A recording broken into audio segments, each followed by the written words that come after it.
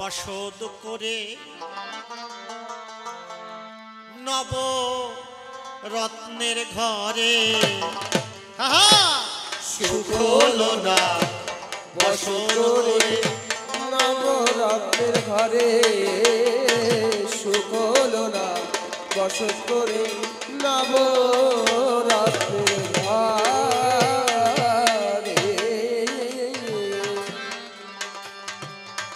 ঘরে কাল কামিনী দিন রজনী কাল কামিনী দিন রজনী কাল কামিনী দিন রজনী চিন্তা নলে দগ্ধ করে সুখ হলো না বসত করে নব রত্নের ঘরে সুখ হলো না বসত করে নব রত্নের ঘরে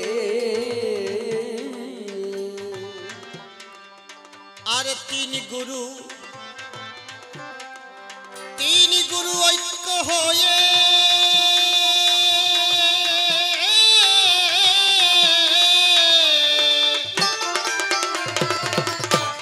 অষ্টাদশ রশ্মি সায়ে সাধের এক ঘর গড়াইয়ে দিয়াছে ঠিক করে হায় হায় দিয়াছে ঠিক করে আর তিন গুরু ঐক্য হয়ে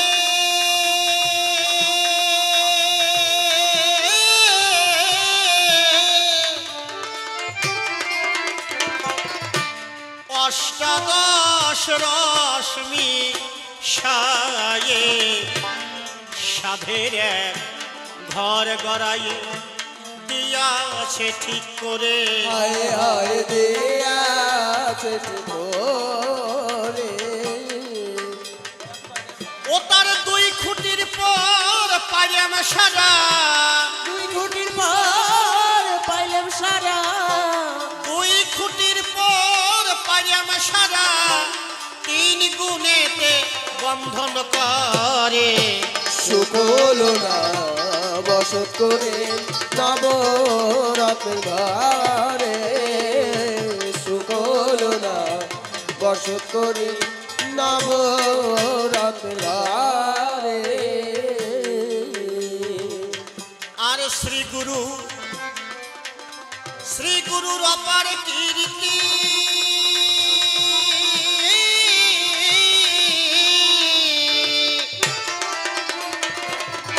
আর মটকার উপর দুইটি বাতি জ্বলিতাছে দিবারাতি জগৎ আলো করে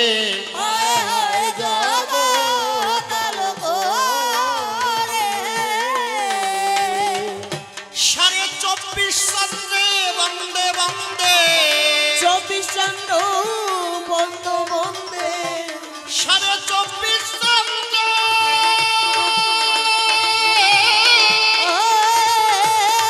ধ্বনি হরিধ্বনি জয় জয় শক্তি হরি গুরু চাঁদ পৃথিবীমানন্দে হরি হরি বল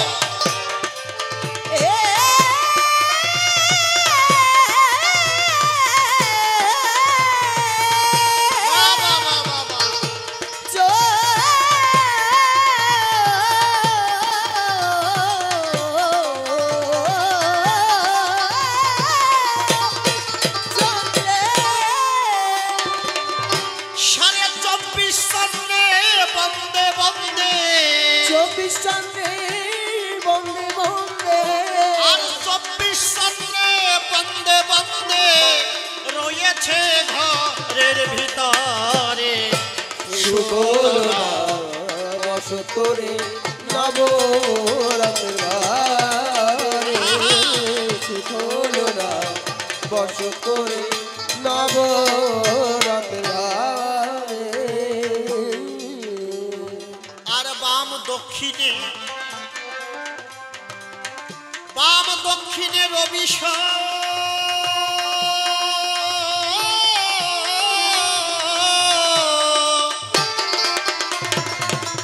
আর খিটিয় তেজ মো অনুপম এই পঞ্চতত্ত্বে পুরিয়ে দম রেখেছে মন্দিরে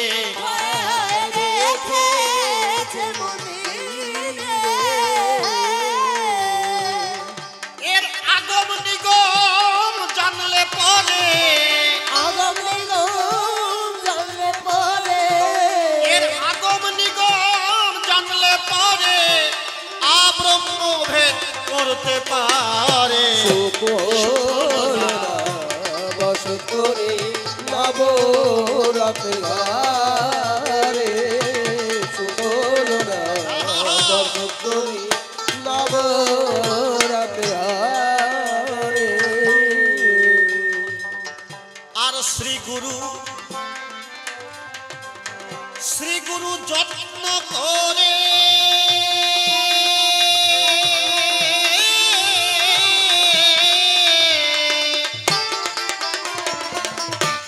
অমূল্য রত্ন পুরে রেখেছে এই সাধের ঘরে সাততলার উপরে হায় হায় সাততার উপরে শ্রী গুরু অপার কীর্তি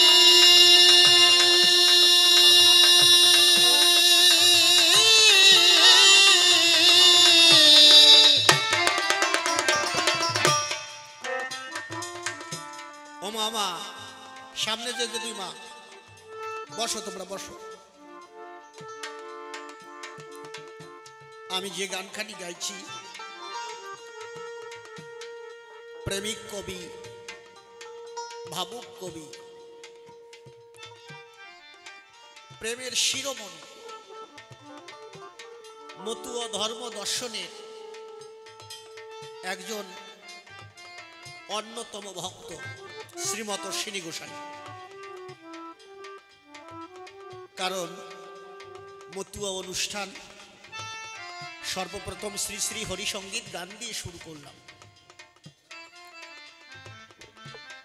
যারা এদিক ওদিক কথা বলছে আমি অনুরোধ করব কেউ কথাবার্তা বলবেন না এই জগতে সুখী কারা অনেকে বলে অশ্বিনী ঘোষার মতো সুখী মানুষ আর নাই কারণ উনি নিজে লিখেছে ছোট বাজাও উনি নিজে লিখেছে যার স্বভাব ঘুচে যায় তার অভাব নাহি নয় অশ্বিনী ঘোষের স্বভাব দোষ ছিল না এই জন্য ওনার অভাব ছিল না কিন্তু তারপরে উনি বললেন সুখ হলো না বসত করে এই নবরত্নের ঘরে যদি বলেন কেন এই ঘরে অসুবিধাটা কি তুমি তো চলছো ফিরছো খাচ্ছ বলছে হ্যাঁ সুখ হলো না বসত করে নবরত্নের ঘরে ঘরে কাল আর কামিনী দিন রজনী চিন্তা নলে দগ্ধ করে কাল মানে সময় এই সময়টা যত অতিবাহিত হচ্ছে এই দেহের গঠন ততটা পরিবর্তন হচ্ছে আমার বয়স যখন 5 বছর ছিল এরকম ছিল নাকি এখন হাঁটুটি ব্যথা মাজায় ব্যথা এখন আর উঠতে পারে না মানে সময়টা যত অতিবাহিত হচ্ছে তত এই দেহ আস্তে আস্তে বার্ধক্যের দিকে চলে যাচ্ছে তাহলে এই সময়টার জন্য এই দেহে বসত করে সুখ পাচ্ছি না আর কে আর হচ্ছে কামিনী যার জন্য মানুষ ধর্মপথ থেকে বিস্তৃত হয়ে অধর্মের পথে যায় ওরা 6 জনা দখল করলো দেহ ঘরখানা আমার মতামতে চলবে বললো এখন ডাকলেও দেখি শোনে না যদিও কাল আর কামিনী এই দেহের উপরে ভর করে দেহটা আস্তে আস্তে বিনষ্টের দিকে চলে গিয়েছে কিন্তু অশ্বিনী গোসাই করেছেন বর্ণনা যদি বুঝে থাকো তাহলে সকাল সকাল পাড়ি ধরো সকাল সকাল তোমরা সাধু গুরুর চরণ ধরে ভবনদী পার হয়ে যাবে হরিবল হরিবল হরিবল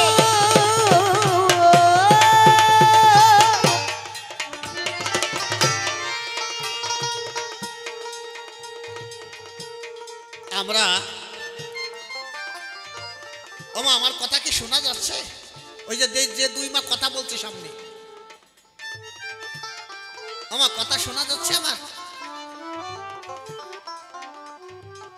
শোনা যাচ্ছে আমার কথা? আচ্ছা আচ্ছা, আমরা ওই জায়গায় বাদাম খাচ্ছে নাকি? নাকি খাও, বাদাম খাইয়ে পা দিয়ে বেড়াও গে যাও, বাদাম খাইয়া। ওরে কপাল রে, বাদামে যত ভাষা নিছে এক বছর আগে, তাই না? হ্যাঁ, ওরে যা বাজিছে বাদামে। বাদাম বাদাম। এখন আবার আরো একটা কি যেন শুরু হয়েছে, মুরব্বি মুরব্বি মুরব্বি মুরব্বি না কি কি যেন কয়।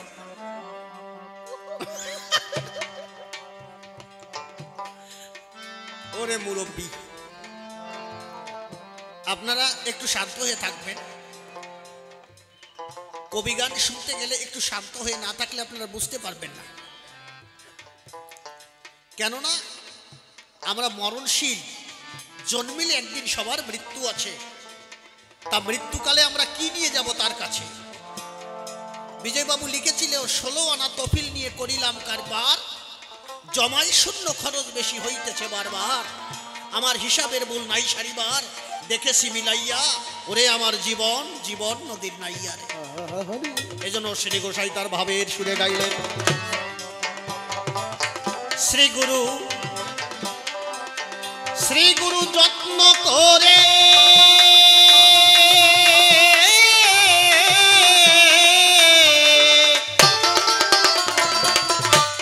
অমূল্য রত্ন পুরে রেখেছে সাধের ঘরে, সাততলার উপরে। হায় হায় সাততলার উপরে, এমন অমূল্য ধন থাকতে ঘরে, অমূল্য ধন থাকবে ঘরে, অমূল্য ধন থাকতে ঘরে, ভক্তি রতন কিনলি না রে।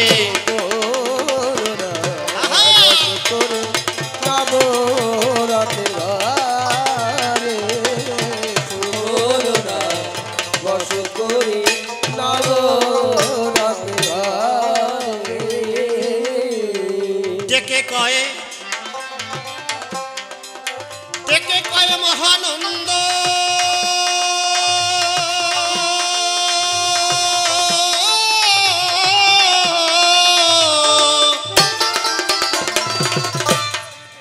আর ছেড়ে দে চিত্ত সান্ধ, মনস্বিনী অজ্ঞানন্ধ, বলবো কি আর তোরে? বলবো কি আর তোরে?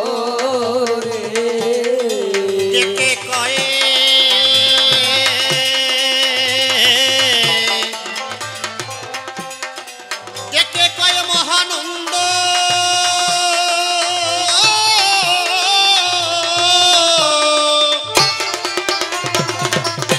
ছেড়ে দে চিত্ত সান্ধ, অশ্বিনী অজ্ঞান অন্ধ, বলবো কি আর তোরে?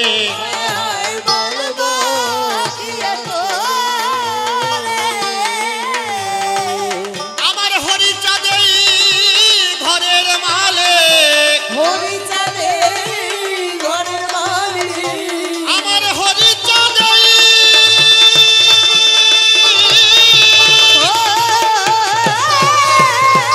উলুধ্বনি হরিধ্বনি, জয় জয় শান্তি হরি গুরু চাঁদ বিধিমানন্দে হরি হরি বল, হরি বল।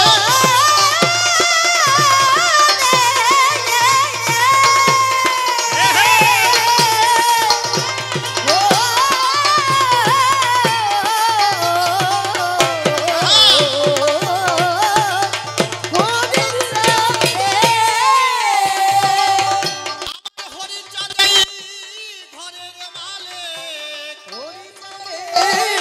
ঘরের মালিক, আমার হরিচাঁদেই ঘরের মালিক, দেখলি না রূপ নিহার করে। শুকর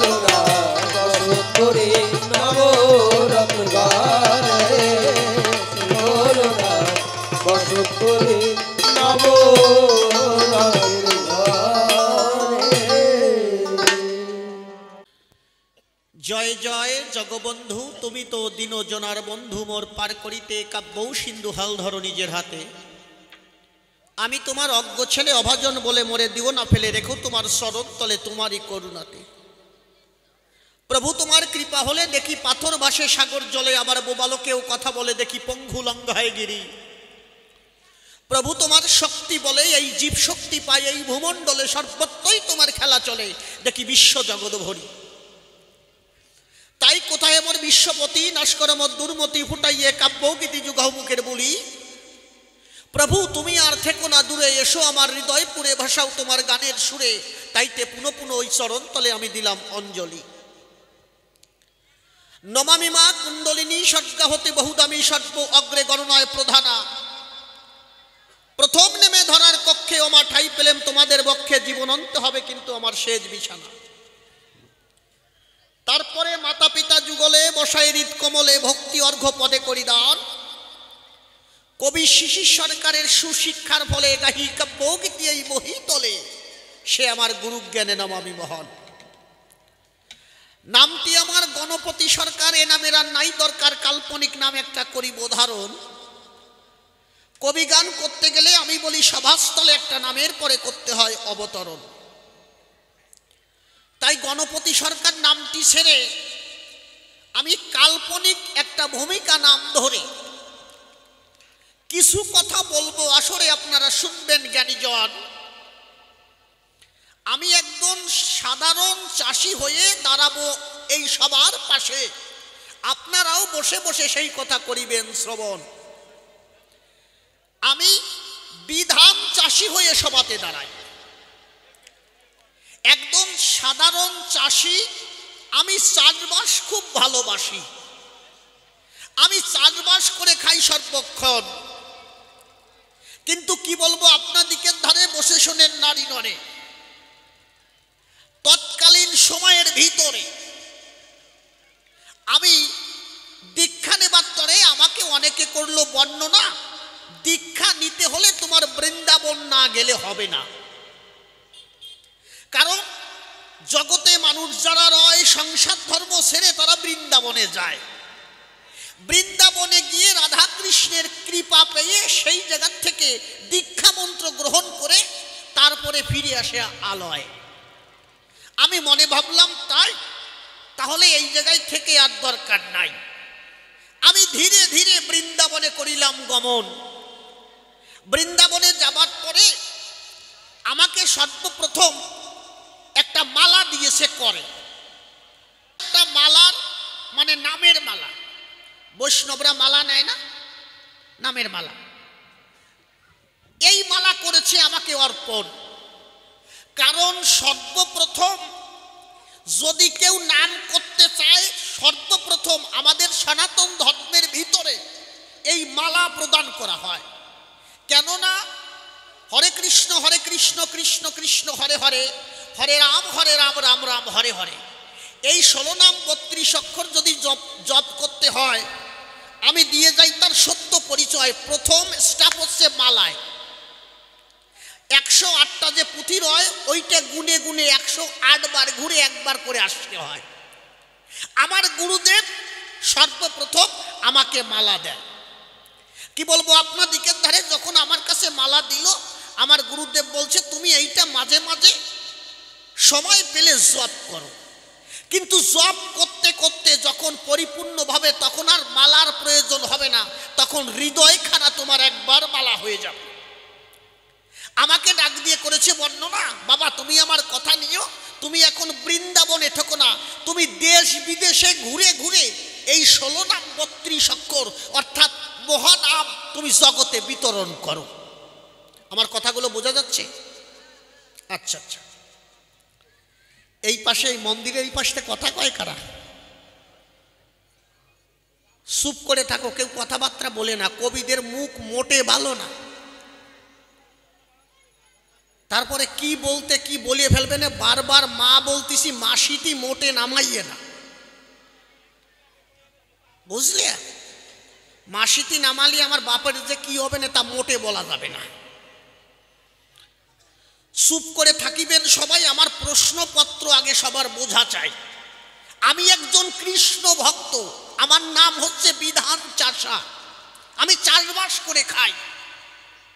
কি বলবো আপনার দিকের ধারে আমার গুরুদেব আমাকে আদেশ করে, বাবা তুমি আমার কথা দিও, তুমি আর বৃন্দাবনে থেকো না, তুমি দেশ বিদেশে তুমি ভ্রমণ করে তুমি এই কৃষ্ণ নাম বিতরণ করো। আমি মনে ভাবলাম তাই। তখন অখণ্ড ভারতবর্ষ, তখন পূর্ব পাকিস্তান, কি বলবো আপনার দিকের ধারে ভারতবর্ষে এরকম তার কাটার বর্ডার হয় নাই, তখন অখণ্ড ভারতবর্ষ। আমি মনে ভাবলাম তাই আমি একবার নদিয়া নবদ্বীপে কৃষ্ণ নাম বিতরণ করতে চাই।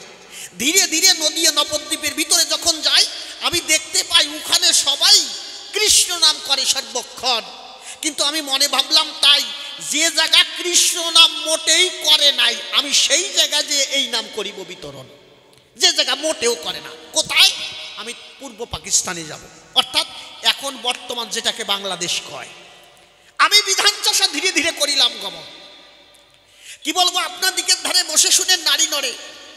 আমি ফরিদপুর ডিস্ট্রিক্টের ভিতরে আমি একটা গ্রামের ভিতরে ঢুকেছি, কিন্তু আমি হচ্ছি নিরামিষ আহারী, আমি মাছ মাংস কখনো করি না গ্রহণ। আমার গুরুদেব করেছে মানা, কোনো রকম মাছ মাংস মোটে খাওয়া যাবে না।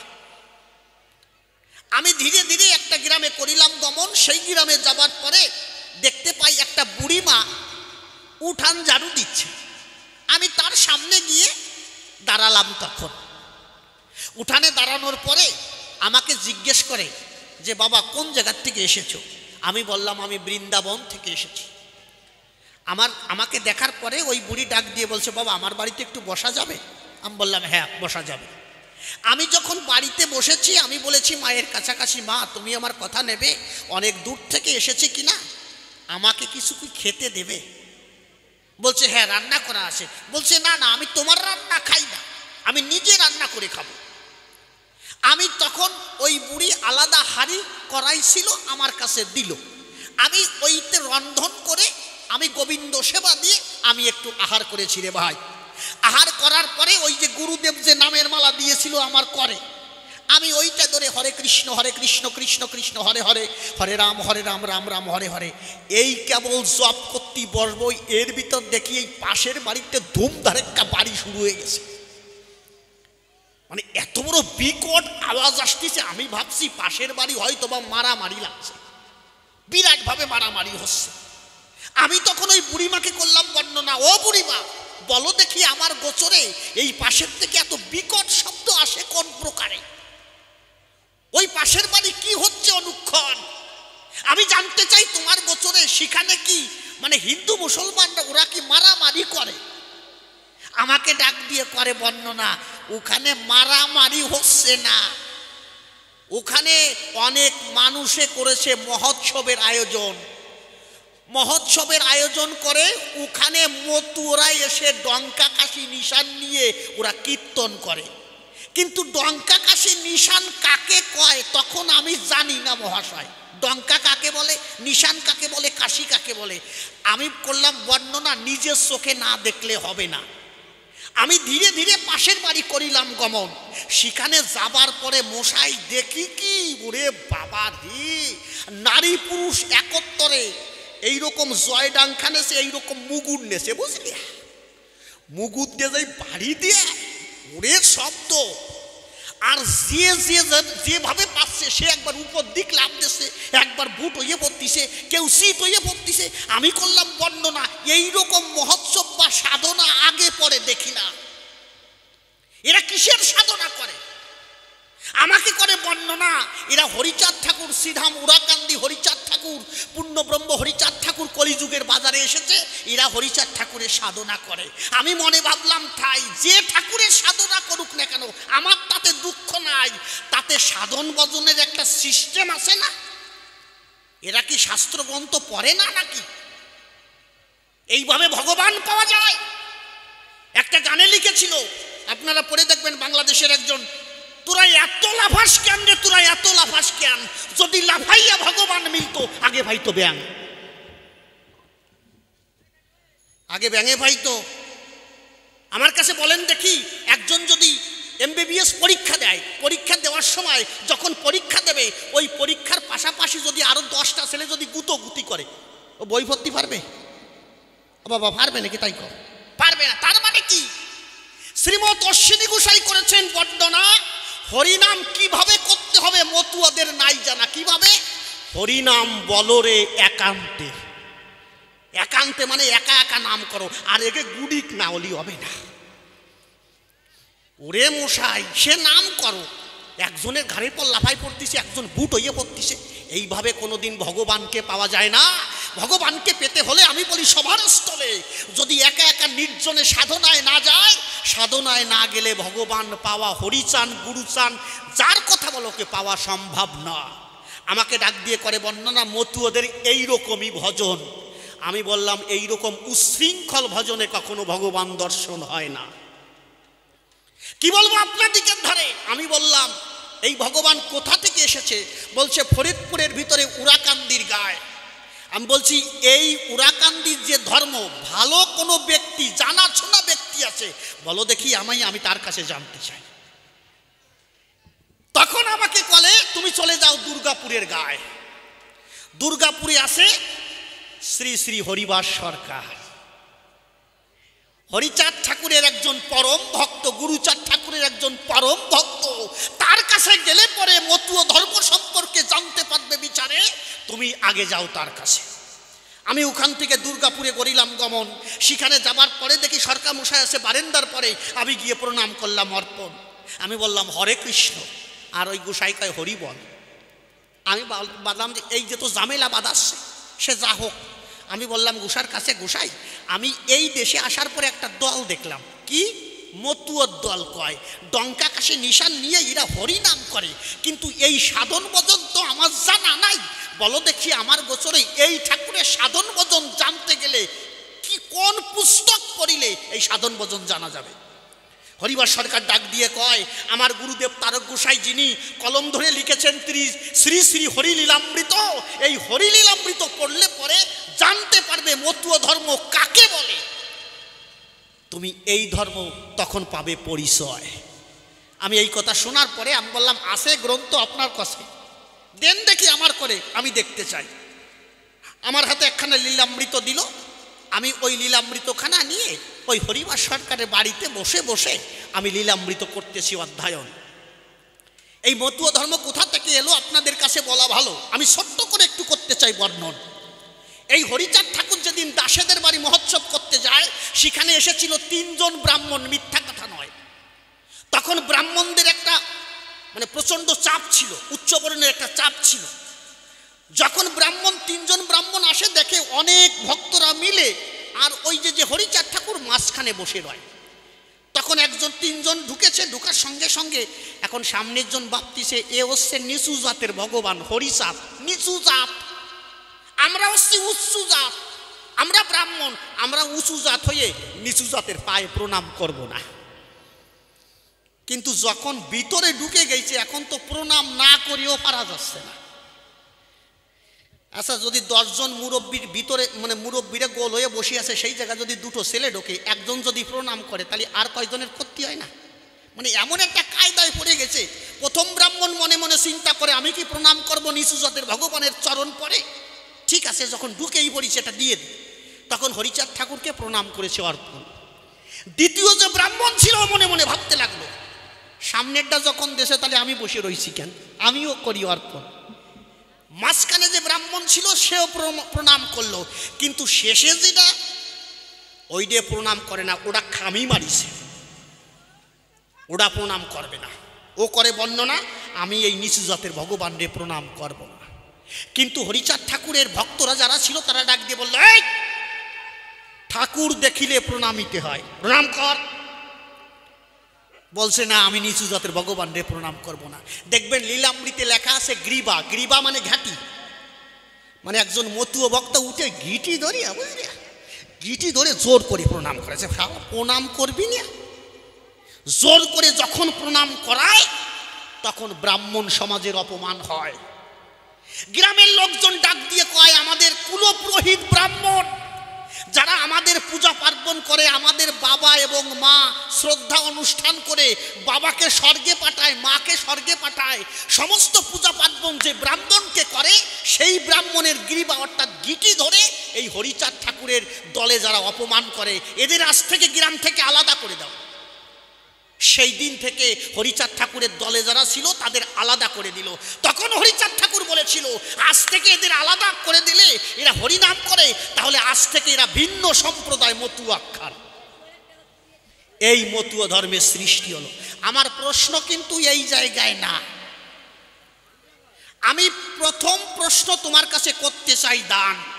আমি যখন লীলামৃত পড়ে বুঝতে পারলাম যে রাম সেই কৃষ্ণ সেই গৌর সেই হরিচাঁদ, কি বলবো আপনার দিকের ধারে পৃথিবীর সমস্ত দেশে এই কৃষ্ণ নাম করে, কৃষ্ণ নামে সবাই বেঁচে যায়। কিন্তু নূতন করে একটা হরিচাঁদ ঠাকুর মত দিল, কিন্তু এই মত যদি বৈষ্ণবের মতো হতো তাহলে কোনো ঝামেলা ছিল না। হরিচাঁদও যদি বলতো তোমরা এক কাজ করো, কৃষ্ণ নাম করো, তোমরাও হরি নাম করো, মালায় জপ করো, হরি বল হরি বল হরি বল, ঠিক আছে। কিন্তু ওনারা ওই মুগুর টুকুর নিয়ে বুঝলি ডঙ্কা কাশি নিশান নিয়ে ওনাকে মাতাম না দিলে ওনাকে যোগ আসে না। আর ওই মাতাম কি সবাই ঠিক মতো দেয়?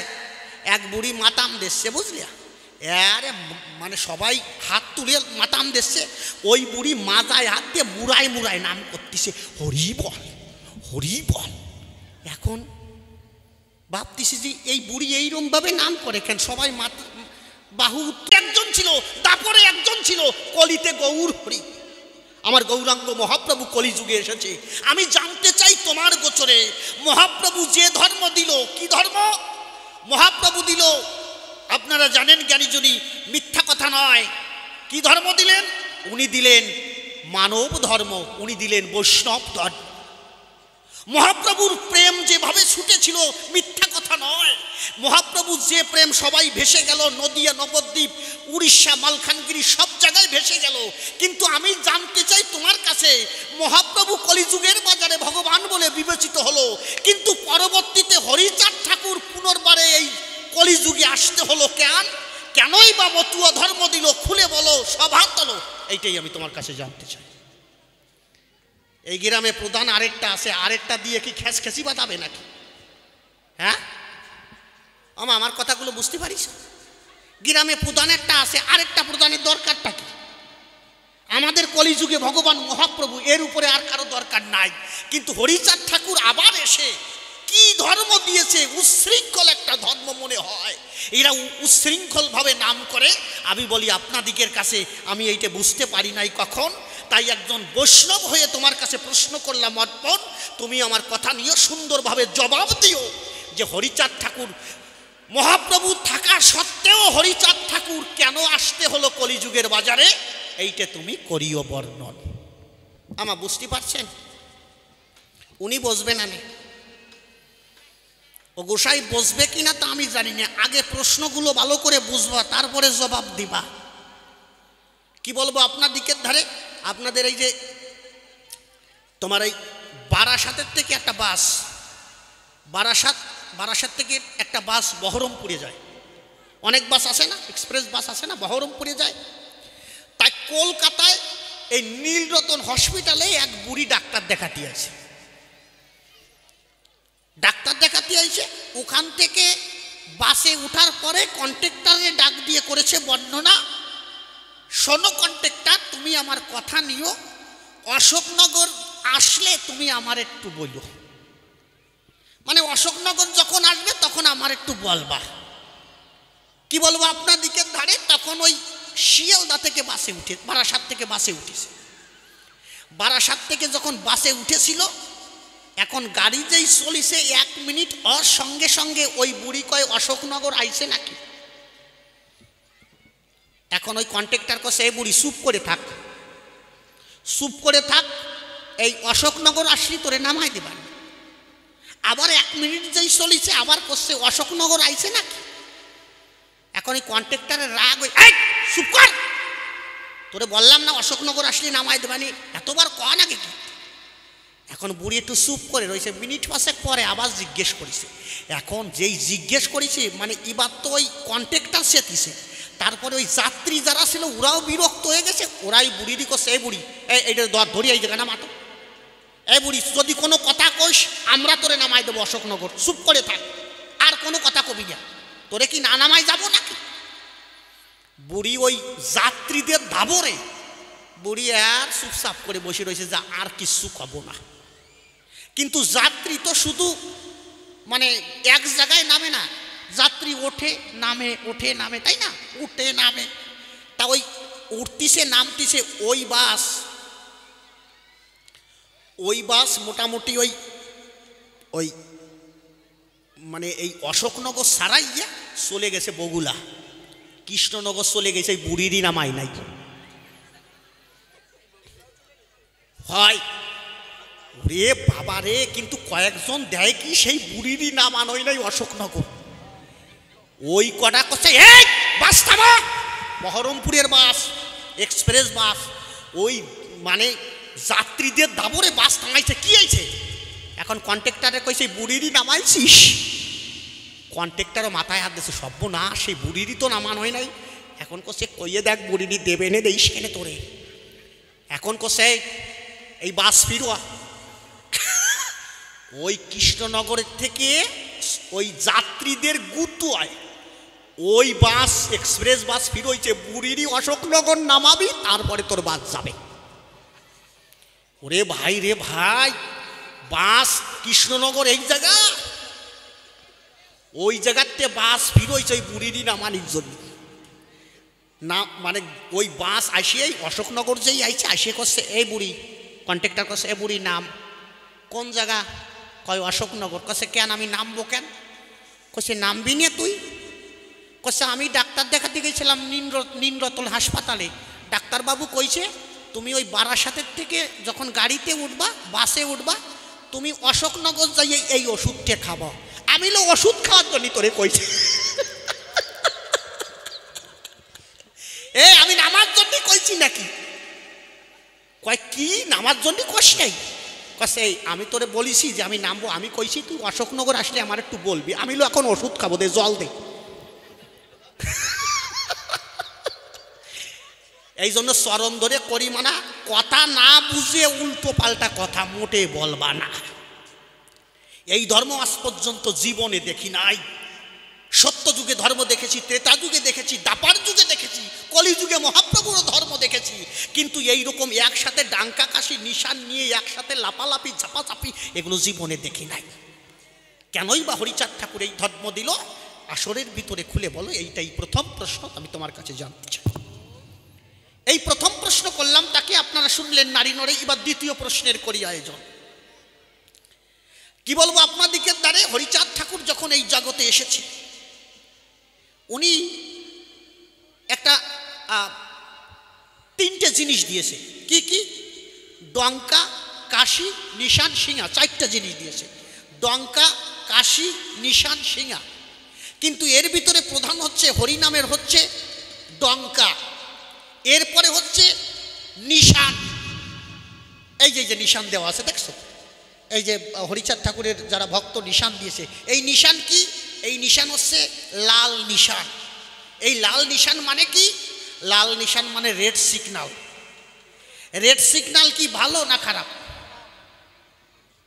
হ্যাঁ, এই অশোকনগর স্টেশনের পাশে বা এই জায়গায় রেল স্টেশনে এই লাল নিশান নিয়ে দাঁড়াও দি, ট্রেন চলে নাকি?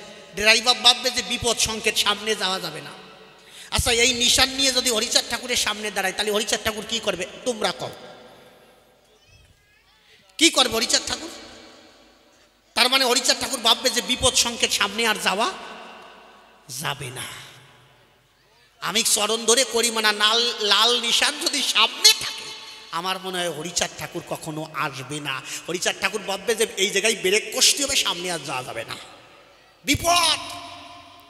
আমি জানতে চাই তোমার গোচরে, তুমি জবাব দিও। আসলে ওমা তুমি আমার কথা রাগ করতেছ নাকি? আমি যে ভূমিকায় কথা বলছি আমি না বলে পারতেছি গিয়া, বুঝলিয়া?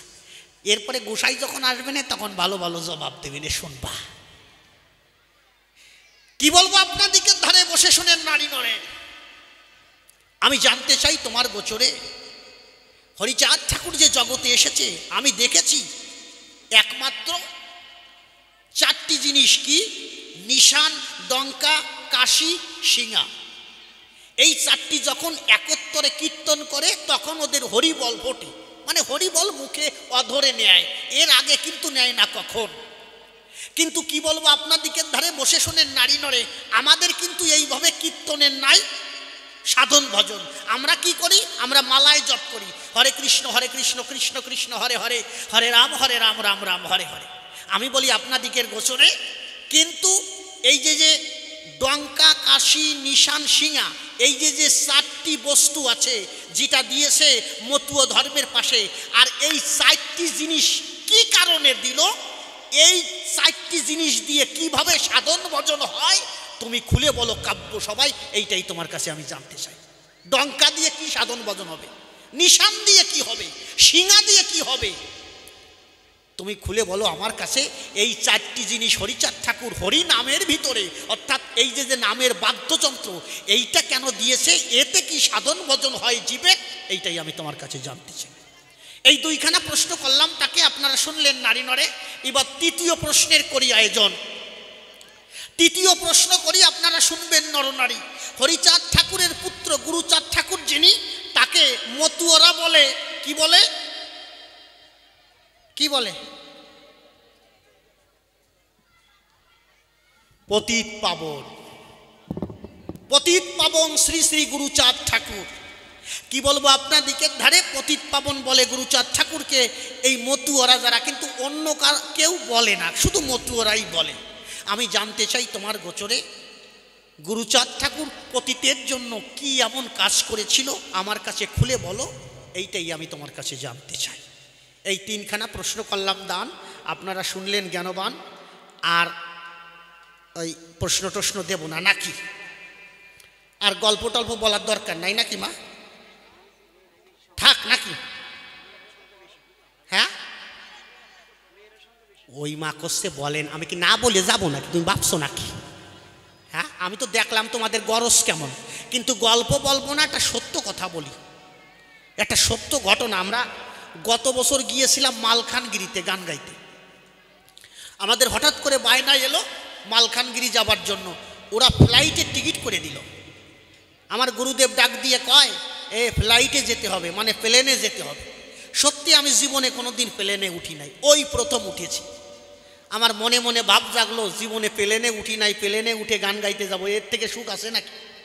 আমরা দলবল নিয়ে দমদম এয়ারপোর্ট থেকে আমরা যখন ভিতরে ঢুকতেছি, ভিতরে ঢুকলে তো আবার চেক হয়, যারা প্লেনে উঠেছে তারা জানে, বেল্ট, তারপরে বেল্ট যদি থাকে আপনার খুলে রাখতে হবে, অনেক নিয়ম কানুন আছে। তা আমাদের ওই চেক করতেছে, আমরা সবাই বেরোয় গেছি, কিন্তু আমাকে দলে সে লোকটা আসে নাই।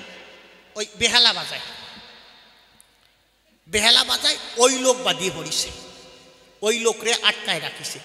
আটকায় রাখিছে কি জন্যে? ওনার দ্বারে বিড়ি আর লাইট পাইছে, বুঝলে? লোকটা যা বিড়ি খায়, এক হাত দিয়ে ধরাবে, তোমার সাথে কথা কতি কতি যদি এই ডাইনাতের বিড়ি বাওয়াতে চলে যায়, এই হাতে আরেকটা ধরাবে, এই হাতে একটা রয়েছে। আর ওনার পায়খানা মানে দুটে বিড়ি না, খালি পায়খানা হয় না, এইরকম বিতাল। তা ওই বিড়ি আর লাইট পাইয়া করছে এইটা নেওয়া যাবে না। ও লোক করছে বিড়ি আর লাইট যদি মানে প্লেনে যাই যদি বিড়ি না খাতে পারি তাহলে যাবো না। কি লোক, খালি চিন্তা করো।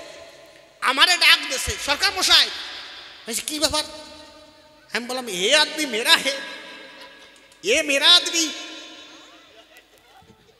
এখন করছে তোমারা আদমি, মানে ওই ওই বিড়ি আর লাইট নিয়ে যাবে। আমি বললাম, কেন নেওয়া যাবে না? কোসে না না, এগুলো নেওয়া যাবে না।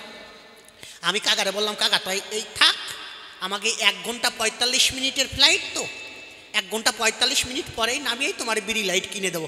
কোসে তোরা যা, আমি 1 ঘন্টা 45 মিনিট না খেয়ে থাকতে পারবো না। হাত পাও ধরিয়ে ওই লোকটারে উঠলাম। এরপরে করছে যে পান খাবো, পান টান সব রাইয়ে দেছে, মনে নাই, পান টান সব রাইয়ে দেছে। আমি কইছি, কাকা নামিয়ে তারপরে খাওয়াবো। আমরা প্লেনে উঠলাম। প্লেনে উঠার সঙ্গে সঙ্গে ওই যে প্লেন সেবিকা থাকে, ওরা কিন্তু সিট বেল্ট বাঁধার জন্য হিন্দিতে বলে, বাবা উঠিস না, হয় তাই তো। সিট বেল্ট বাঁধার জন্য এই হিন্দিতে বলে সিট বেল্ট বাঁধো। আমি ভাবছি আমি সরকার মানুষ, আমি তো ওদের মতো মানুষ না, আমি লোক সরকার, আমার আর সিট বেল্ট বাঁধা লাগবে না, তাই তো। আমার হুশ জ্ঞান একটু বেশি। হ্যাঁ, কিন্তু নিচের থেকে উপরে উঠিছে সেই গুল্লিতে পড়িছি আমি,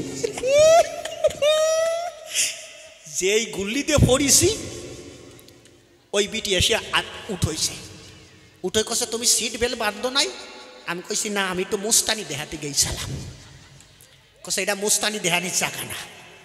আমরা যেন কোন জায়গায় নামলাম? ভাইজাক এয়ারপোর্ট। ভাইজাক এয়ারপোর্টে নামার পরে আমি বললাম বাবু আমাদের প্রচণ্ড খিদে লেগেছে, চলো আমরা এক হোটেলের থেকে খাই।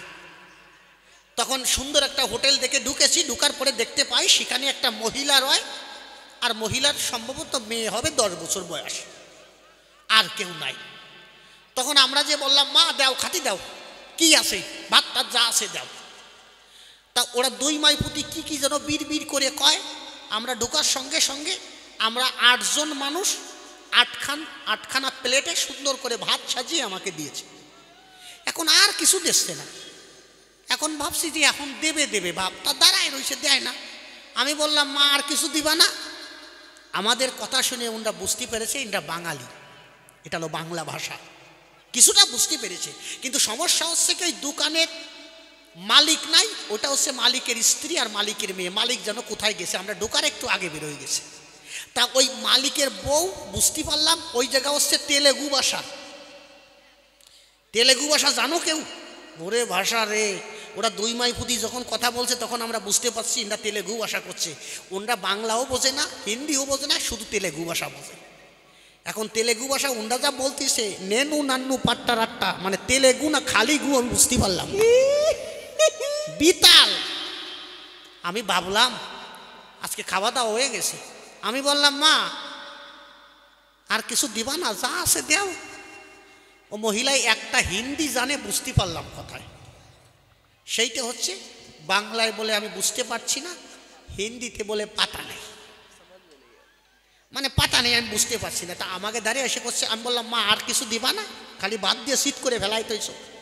ও মহিলা এসে করছে পাতা নেই। যেই পাতা নেই কইছে, ওই যে বেহালা ম্যান করছে প্লেটে বাদ দেছো, আবার পাতা দিয়ে করবো কি? প্লেটে বাদ দেছো আবার পাতা দিয়ে করবো কি? আমি কইছি ও কাকা তুমি কও কি? কই ওই বিটি আবার পাতা দেওয়ার কথা কয়। আমি কইছি পাতা না, উনি পাতা নেই মানে হিন্দিতে বলছে, উনি বুঝতে পারছেন আমাদের ভাষা। কয় আগের থেকে বলবি না, উনি আমি ভাবছি যে পাতা দেওয়ার কথা বলতেছে। এখন আমি বলে সর্বনাশ হয়ে গেছে, এ কিছু খাওয়া যাবে না, এই বিটিতে কি করে বুঝবো কি দেবে? এখন আমি বললাম যাক লবণ দিয়ে খাই। এখন করছে লবণ দিয়ে খাওয়া যায়? এই যে ডোল বাজা দিয়েছ আমার কাকা কাঠ ফাজিল কোসে রাখ, তোকে ব্যবস্থা করে দিচ্ছি, অন্তত 2টে লোক কাঁচা লঙ্কা নিয়ে দিলিও দেবো তোকে। আমি কইছি কীভাবে? ও বিটিটি বুঝতে হবে তো যে কাঁচা লঙ্কা দাও। এখন কোসে দেখ আমি বুঝোই কীভাবে? এই বুবা মানুষ কথা কয় না, বুবা মানুষ মার কাছ থেকে ইশারার মাধ্যমে চায় না, আমিও ইশারার মাধ্যমে চাবো। ওই বিটিটি ডাক গেছে, মাইজি আইয়ে, দাঁড়ে দাঁড়ে আইছে। এখন দেখলাম যে কাকা ওই ওনার কাছে গিয়ে দাঁত দিয়ে চাবাচ্ছে, বুঝলিয়া? চাবাই ওই বিটির মুখের দ্বারে নিয়ে করছে, ওই বিটি বুঝে লাইছে যে কাঁচা লঙ্কা চাচ্ছে, বুটোইয়া বদিছে। ওরে কাঁচা লঙ্কা রে, যেই রকম ঝাল দেখাইছে এইরকম বোম্বাই 2 পিস করে দেশে। এক কামড় দেওয়ার সঙ্গে সঙ্গে কানপট্টি গরম হয়ে গেছে। ওরে বাবারে কি ঝাল, জীবনে ওইরকম লঙ্কা কোনোদিন খাই না। এখন ওই যে বেহালা বাজায় ওই লোক করছে আমি খাবো না, তোরা খা। আমি কইছি কেন, তুমি কাঁচা লঙ্কা খালি অসুবিধা কি? করছে না আমার অসুবিধা আছে। ওনার অসুবিধা হচ্ছে কি, উনি এই জায়গাতে ঢুকলেই ভীষণ দিয়ে বার করে ওই কাঁচা লঙ্কায় যদি পরে এই জন্য খাই নাই। আমি বললাম তোমার যা ভালো লাগে তুমি চাইয়ে খাও, আমরা পারবো না, আমরা 2টে লঙ্কা পাইছি এই লঙ্কা দিয়ে খাই, তারপরে আমরা কমিটির ওই জায়গায় যে খাবানি। এখন ওই কাকা করতেছে কি, ওই ভাত ধরতেছে আর উপর দিয়ে এরকম ছাড়িয়ে দেশ। কি করবে? এখন করছে দেখি আমি একটু চেষ্টা করে দেখি কিছু পাওয়া যায় নাকি। ওই বিটি রাখ দেছে, এই এদিক আয়, তোরা কিরা দোকান দিতি? কইছে গিটির সলায় 2টে দেবো নাকি? আমি কইছি ওই বিটি যদি ঠিক পায় তোমার গিটির সলায় 2টে দেবে না।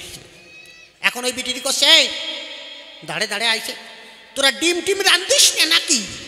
ও বিটি করছে পাতা নেই। কয় পাতা নেই কয়বার কবি, পাতা আছে তাই কয়া। ও বিটি করছে পাতা নেই, কছে ডিম টিম বুঝিস না? আমি কইছি কাকা বাংলা বোঝে নাকি, তুমি হিন্দি বলো দেখো বোঝে নাকি। এখনো বিটির দাঁড়ে যে কছে আন্ডা বিয়ে আন্ডা। ও বিটি বলছে পাতা নেই। আর কাকা মাথা চুল করছে, কতবার পাতা নেই কবে। এখন কছে রাগ তোরে আমি বুঝচ্ছি। এখন ওই কাকা দেখি বুঝতি ধারে ধারে গেছে, দাঁড়াইয়েছে, আরেকটা দাঁড়ায় দাঁড়ে দাঁড়ে গেছে, দাঁড়ে দাঁড়ে যাইয়া পিছনে হাত দিয়েছে, বুঝলি? এই পিছনের দিক হাত দিয়ে সামনে হাত দিয়ে করছে কুকুক কুক। যেই কুকুক কুক কইছে ওই বিটি বুঝে লাইছে যে এটা মুরগির ডিম চাচ্ছে। রে বাবা, দুই দুই পিস মুরগির ডিম বানিয়ে দিল আমাকে। ওই কাকার কৃপায় দুই দুই পিস পালাম। ওই বিটি আসি করছে আবার কুকুক কুক দেবো নাকি? আমি বললাম যে না, আর কুকুক কুক দিতে হবে না। ওরে সে যে কি দশা, এরপরে যা হইছে এ বলা যায় না, না থাক। এরপরে যা হইছে বলবো না আমি, থাক নাকি? হ্যাঁ শোনো, তুমি ক্ষতি করছো বলে তাই করছি, আমার দোষ দিবা না কিন্তু। এরপরে যা হইছে ওই যে আমি বললাম না, ওই বেহালা কাকা যেই সামনে দিয়ে গ্রহণ করে পিছন দিয়ে বের করতে হয়, ডিম দিয়ে কষা দিয়ে এখন কুস্কি দিয়ে দাঁড়াইছে, বুঝলে? পিছন দিয়ে বের করতে হবে। এখন আমি বললাম কাকা সবাই গাড়িতে উঠে গেল, তুমি যাবা না? করছে তুই কুস্কি দে, ঠিক পাস না। আমি কইছি কি হয়েছে? করছে আমার জাতি হবে কিন্তু। ও কাকা কাউ কি লঙ্কা বুঝালাম, ডিম বুঝালাম, এইটা কি করে বুঝাবো? এইটা তো প্যান্ট ট্যান্ট খুলে বসতে হবে ওনার সামনে। করছে যাও একটা ব্যবস্থা কর। আমি কইছি পারবো না, কোনো রকম চাপিয়ে ধরো, কুস্কি দিয়ে চাপিয়ে ধরে ওই কমিটির ওই জায়গাতে ঝাড়িয়ে দিয়ে নি। কছে বুঝিস কেন, যদি গাড়ি বড়ি ঝাড়িয়ে দিই ঠিক পাবি নি, তাড়াতাড়ি একটা ব্যবস্থা কর। এই কাকাই ঢোল বাজায়, করছে আমারে 500 টাকা দিলে আমি একটা ব্যবস্থা করে দিতে পারি। ওই সময় তুলোমুখী হয়ে গেছে, বুঝছেন?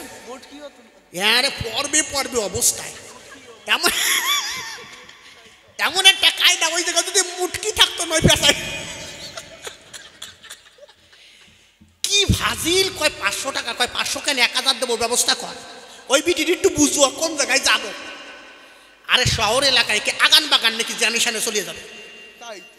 এখন করছে ঠিক আছে তোরে 500 দিবানি, তুই আমার একটা ব্যবস্থা কর।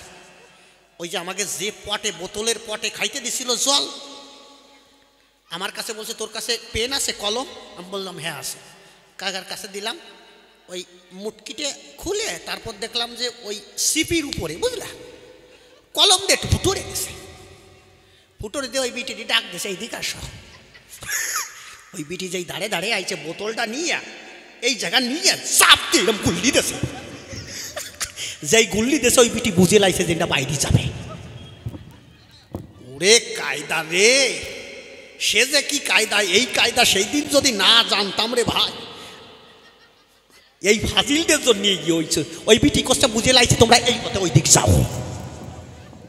এই জন্য চরণ ধরে করি মানাই, এইভাবে বুঝিয়েছিলাম তোমাকে প্রশ্নখানা, সুন্দরভাবে জবাব করিও দান। এবার সুরচন্দ্র ধরে টান গাই আরেকখানি গান, দেখি তারপরে কোন কথা কয়। তলায়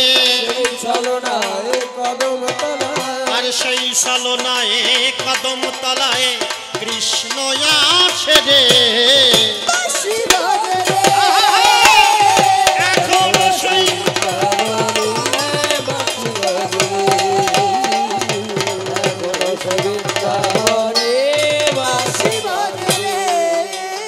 বাজে বাজে রে বাঁশি, বাজে রে বাজে রে বাঁশি, বাজে রে বাজে রে বাঁশি, বাজে রে বাজে রে বাঁশি, বাজে রে বাজে রে বাঁশি, বাজে রে বাজে রে বাঁশি, বাজে রে বাজে রে বাঁশি।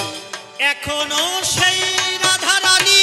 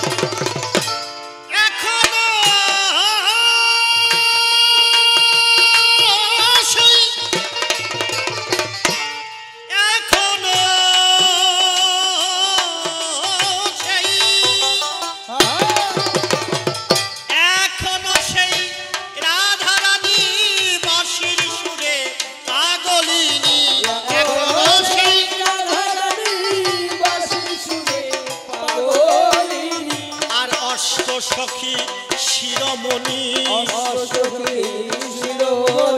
আর অষ্ট সখীর শিরোমণি আমার রাধারানী রে।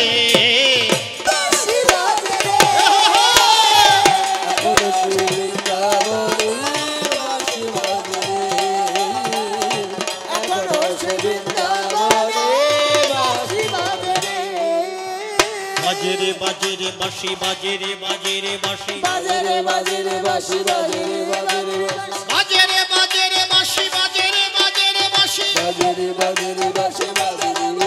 বাঁশি এখনো সেই গাভীগুলি গোচরণে তারা উড়াই ধুলি। এখনো সেই গাভীগুলি গোচরণে উড়াই ধুলি। আবার সখাসনে কোলাকুলি আর সখাসনে কোলাকুলি কৃষ্ণ কদে যে বাঁশি বাজে রে বাঁশি বাজে রে এখনো সে বৃন্দাবনে বাঁশি বাজে রে। আরে বাজে রে বাঁশি বাজে রে বাঁশি বাজে রে বাজে রে বাঁশি বাজে রে আরে বাজে রে বাঁশি বাজে রে বাঁশি বাজে রে বাজে রে বাঁশি বাজে রে বাজে রে বাঁশি। আশা ছিল মনে মনে যাব মধুর বৃন্দাবনে। আশা ছিল মনে মনে যাব মধুর বৃন্দাবনে। আমার আশা ছিল মনে মনে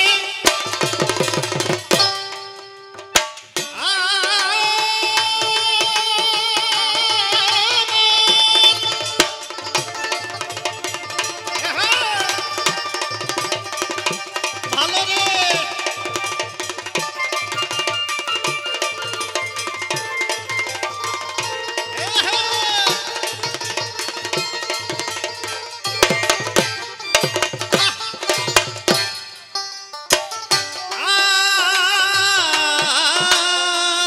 আশা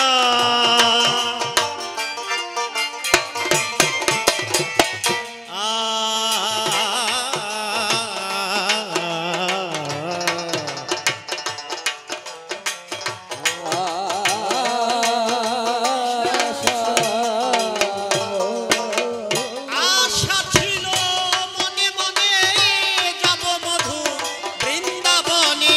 আশা ছিল মনে মনে যাব মধুর বৃন্দাবনে। ভবা পাগলা রয় বাঁধনে বাবা পাগলা রে বাঁধনে আর ভবা পাগলা রয় বাঁধনে মায়ার বাঁধনে। বাঁশি বাজে রে বৃন্দাবনে বাঁশি বাজে রে বৃন্দাবনে বাঁশি বাজে রে। বেদান চাষি হয়ে দেখো সভাতে দাঁড়াই কিছু প্রশ্ন করে গেলাম হরিবা সরকারের টাই। যেভাবে প্রশ্নপত্র সভায় করলাম দান এক এক করে ধরে ধরে তার দিও সমাধান।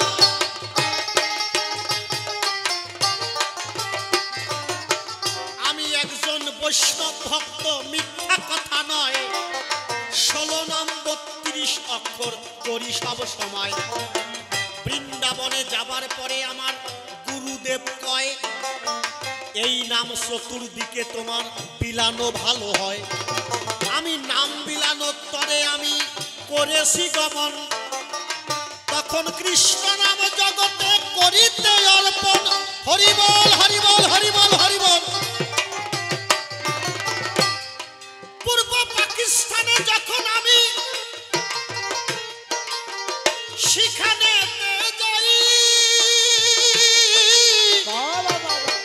মতুয়া ধর্মের প্রথম আমি পরিচয় পাই।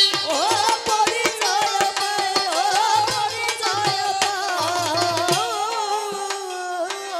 এরা ডঙ্কা কাশি নিশান নিয়ে হরি নাম করে। একজনে আরেকজনের ঘাড়ে লাফাইয়া ওঠে। উশৃঙ্খল ভালে লাফালাফি করে সর্বক্ষণ। এ কেমন এই জগতে সাধন ভজন, এই মতুয়া ধর্ম কেন এলো জানিবারে চাই। হরিচাঁদ ঠাকুর কি দিয়েছে বলো তাই আমায়। হরি হরি বল মহাপ্রভু জগৎ মাঝে সব কিছু দেয়।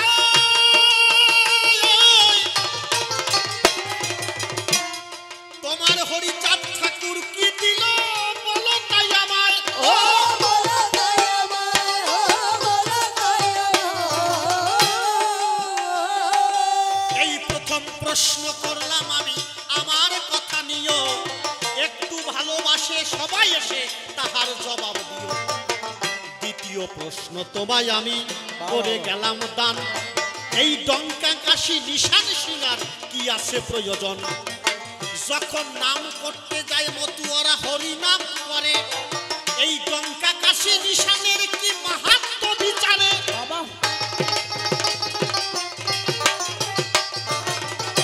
বৈষ্ণবরা নামের মালা করেছে ধারণ, তাইতে তাদের ভিতরেতে প্রেম পরিশন। ও প্রেম বরিশ, প্রেম বরিশ। যখন ভক্তরা ওরা কান্দি যায়, এই ডঙ্কা কাশি নাল নিশান থাকে সব সময়। কি প্রয়োজন আছে আমি জানিবারে চাই। ব্যাখ্যা করে বোঝাইও তুমি ধর্ম সবার গায়। হরিচাঁদের পুত্র পুরুষচন্দ্র যিনি, পতিত পাবন বলে সবাই দেয় যে বাখানি।